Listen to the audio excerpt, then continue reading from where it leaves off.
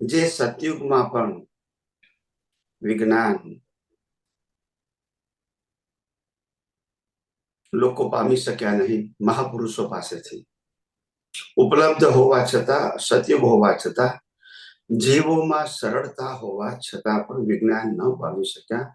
એનું કારણ સરળતા એ તો પ્લસ પોઈન્ટ છે, સતયુગ એ પણ પ્લસ પોઈન્ટ છે, અને તીર્થંકર અથવા તો જ્ઞાનીઓની, અનુભવી જ્ઞાનીઓની હાજરી હોવી એ પણ પ્લસ પોઈન્ટ છે. આ બધા પ્લસ પોઈન્ટ છે.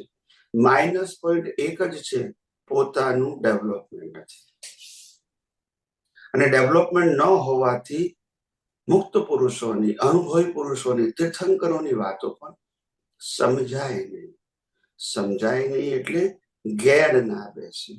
એમની વાતોને સૈદ્ધાંતિક રીતે સમજી ના શકે, અને જેને કારણે સિદ્ધાંત ન સમજાય એટલે પછી વાતમાં ઇન્ટરેસ્ટ ન આવે.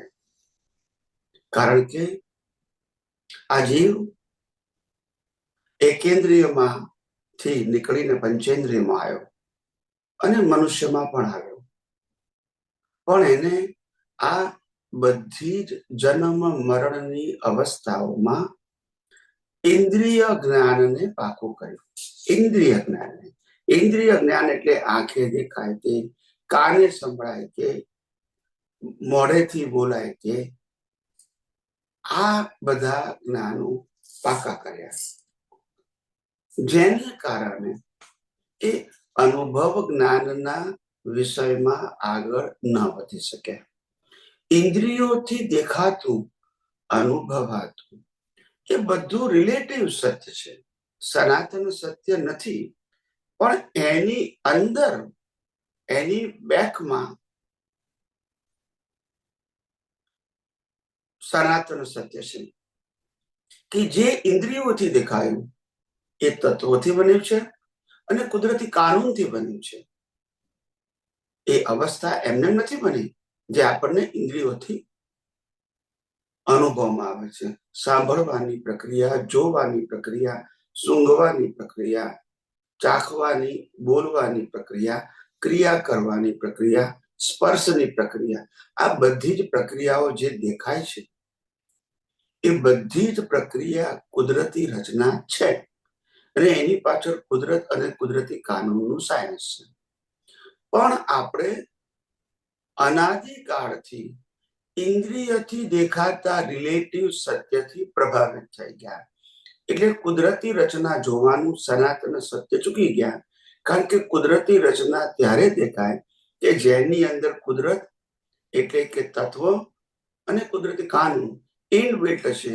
એવી દ્રષ્ટિ હોય તો એનું રિઝલ્ટ કુદરતી રચના દેખાય, અને કુદરતી રચના દેખાય તો પછી કોઈ કરતા, કોઈ માલિક, કોઈ ભોગતા કે દેહાદ્યાશ્રય નહીં.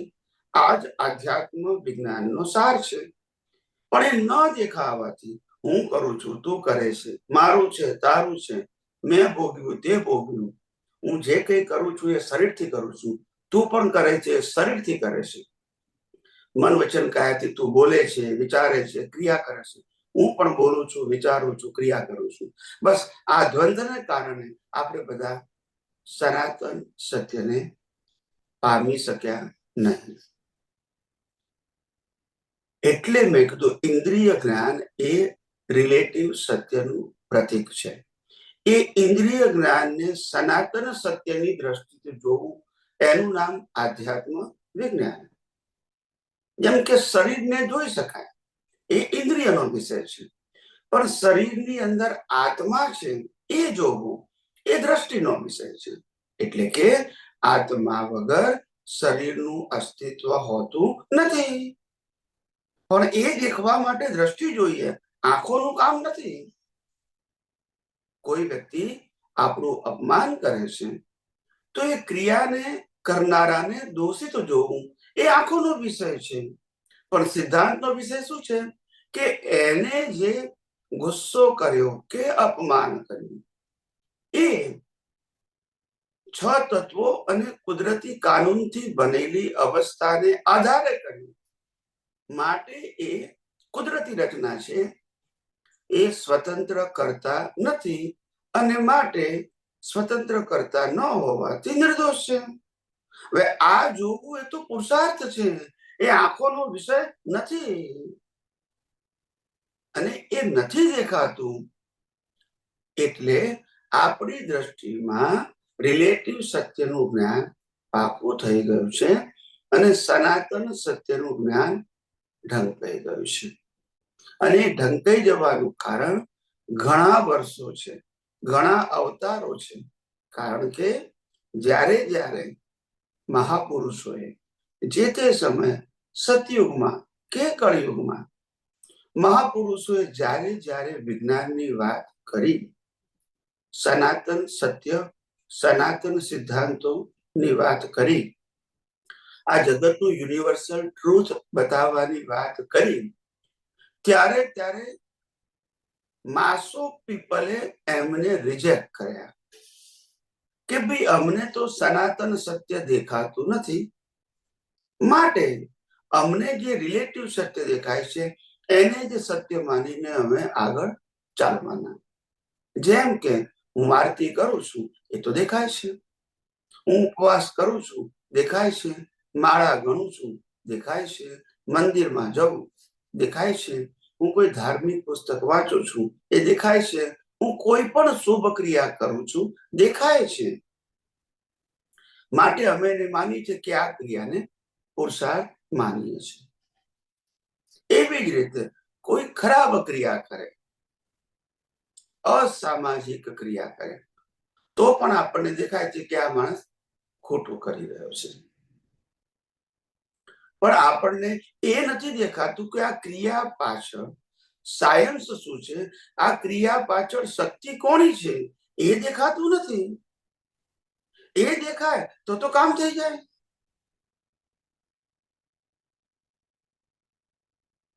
કોઈ પણ અવસ્થા કુદરત અને કુદરતી કાનૂન વગર હોતી જ નથી. હવે જયારે કુદરત અને કુદરતી કાનૂનને આધારે જો અવસ્થા છે એવું સમજાય તો કોઈ ગુનેગાર જ નથી, કારણ કે કોઈ સ્વતંત્ર કરતા નથી. શરીર એ કુદરતે બનાવેલું રોબોટ છે અને એ રોબોટ કુદરતી કાનૂનથી ચાલે છે અને એ કાનૂન તમે કરેલા ગયા અવતારના કર્મના ફળ રૂપે આ રોબોટને મન વચન કાયાની અવસ્થા આપે છે. એ પ્રમાણે રોબોટ કામ કરે છે. અને જ્યારે કર્મનું પેકેજ પતી જાય ત્યારે કુદરત એને જીવવા માટેનું જે શ્વાસોશ્વાસનું આયુષ્ય કર્મનું પેકેજ આપ્યું છે એ બંધ કરી નાખે છે સાયકલ. એટલે આપણે બોડીને બાળી નાખીએ છીએ.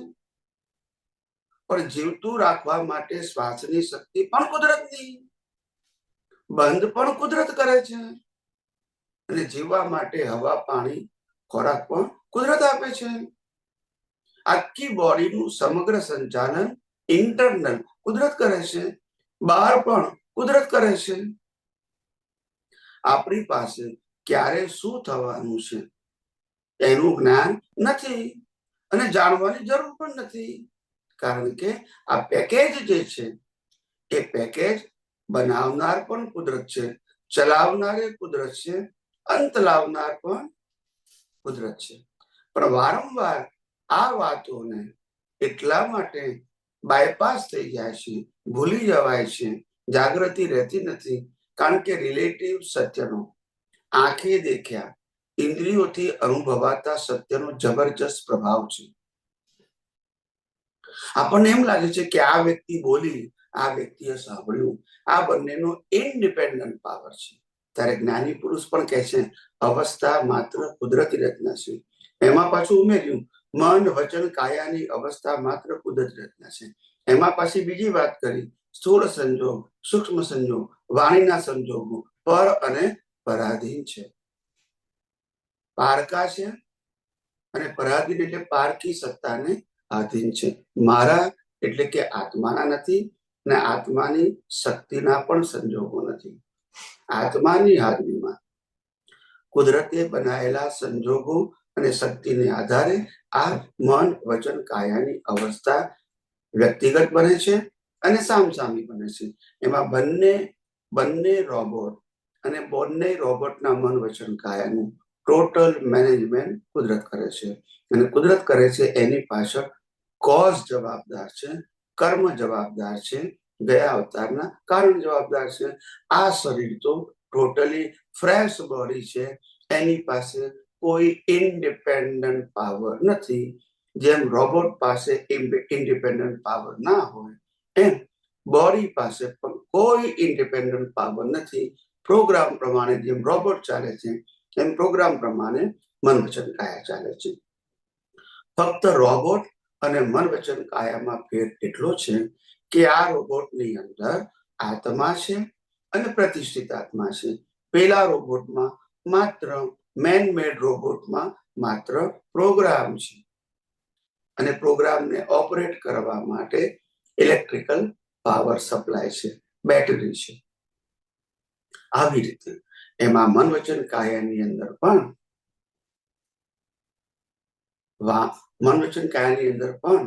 હવા, પાણી ને ખોરાક એ બોડીને ચલાવવા માટેની એનર્જી છે અને આત્મા કેટાલિસ્ટ છે. એના કારણે લાઈવનેસ લાગે છે અને એ લાઈવનેસને કારણે પ્રતિષ્ઠિત આત્મા પુરુષાર્થ કરી શકે છે સ્વતંત્રતાથી. પણ એ ઇનવિઝિબલ પાર્ટ છે. એ જ્યારે નેક્સ્ટ બર્થમાં રૂપકમાં આવે ત્યારે વિઝિબલ પાર્ટ થાય.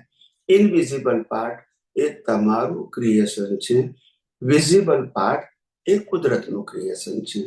ઇનવિઝિબલ પાર્ટમાંથી બીજ બને અને વિઝિબલ પાર્ટમાંથી ફળ આવે. બીજ માણસ નાખી શકે, ફળ કુદરત આપે. આ સિદ્ધાંત અનાદિકાળથી આપણે આ પૃથ્વી ઉપર જોતા આવ્યા છીએ.